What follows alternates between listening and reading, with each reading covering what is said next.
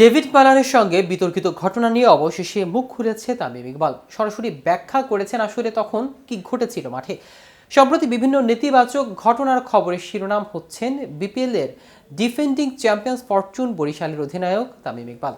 মাত্র এক ম্যাচ আগেই সাব্বির রহমানের সঙ্গে বিরোধের পর এবার মনে হচ্ছিল তারই বরিশাল সতীর্থ ইংলিশ ব্যাটার ডেভিড ম্যালানের সঙ্গে মাঠে বিরোধ হয়েছে তার। তবে ঘটনার একদিন পরই বিষয়টি নিয়ে সরাসরি মুখ খুলেছেন দেশসেরা এই ওপেনার। মালানের সঙ্গে বিতর্কিত প্রসঙ্গে তামিমের সেই মন্তব্যের বিস্তারিত থাকছে প্রতিবেদনের বাকি অংশে।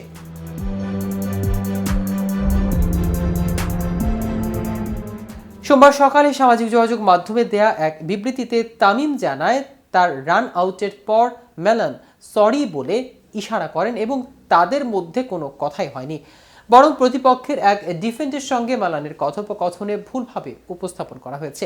তামিম বলেন, অনেকে আমাকে জিজ্ঞেস করেছে মাঠে ডেভিড মেলানের সঙ্গে কিছু হয়েছে কিনা, এটা নিয়ে নাকি অনেক আলোচনা হচ্ছে, অথচ আমার সঙ্গে মেলানের কিছুই হয়নি। মালান তো ওভাবে জবাব দিচ্ছিল প্রতিপক্ষের একজনকে।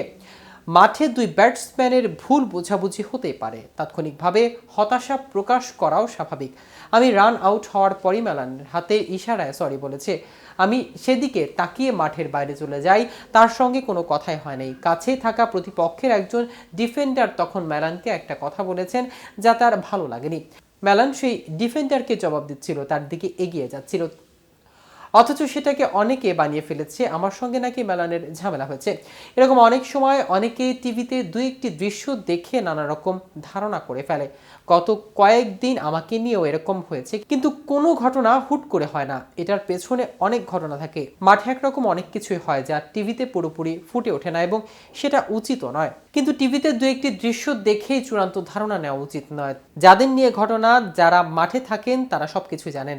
আজকের উদাহরণ দিয়ে আবার বলছি, টিভিতে এক দুই ঝলক দেখেই সিদ্ধান্তে পৌঁছে দেওয়া উচিত নয়।